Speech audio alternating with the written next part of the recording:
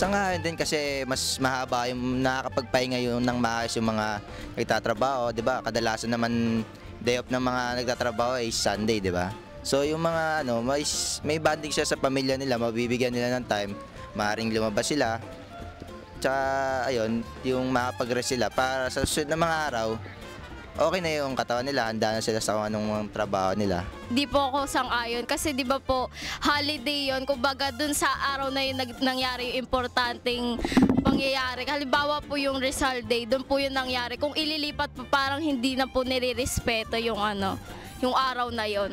Sang-ayon naman ako dun sa paglipat niya kasi nakatulong siya sa akin sa sked ko kasi halimbawa nilipat siya sa Monday, ganun. Kahit hindi siya yung holiday na yun, dire-diretso lang yung sked ko. Para sa akin, disagree ako kasi kunyari na lang sa Pasko, New Year, dapat dun rin yung toka na kailangan natin i-celebrate yung karawan na yun o kaya yung mga natin. Kahit naman birthday natin, di ba?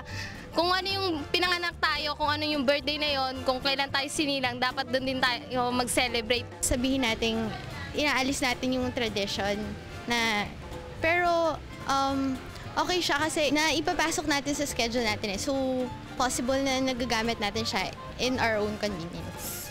Diyan din nag-ugat yung pag-move sa amin dito sa UP ng from Wednesday, ginawa ng Monday yung holiday, yung parang pahinga namin, which is for us, from my own standpoint, na parang Wednesday kasi serves as our pahinga or research time or research day namin, which is yun yung medyo nabawasan at natanggal since ginawa ng Monday yung break, which is sarado yung live or hindi ganun ka-efficient yung mga utilities dito. So yun, parang I'm not into it talaga. Hindi masyado kasi nawawala yung sense nung bakit natin sineselebrate siya, especially yung nagbabago na yung minsan hindi na natin alam kung yung exact na date kung kailan natin, kung yung event na pinangyarihan ng dahil nga binabago-bago siya.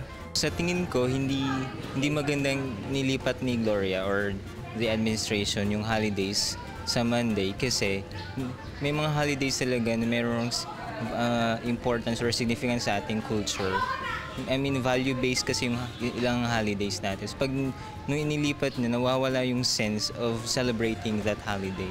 So, parang sinacrifice natin yung culture natin in replacement or in favor of economics na isang side lang naman talaga na progress ng ating bansa. Kayo! Ano sa tingin nyo?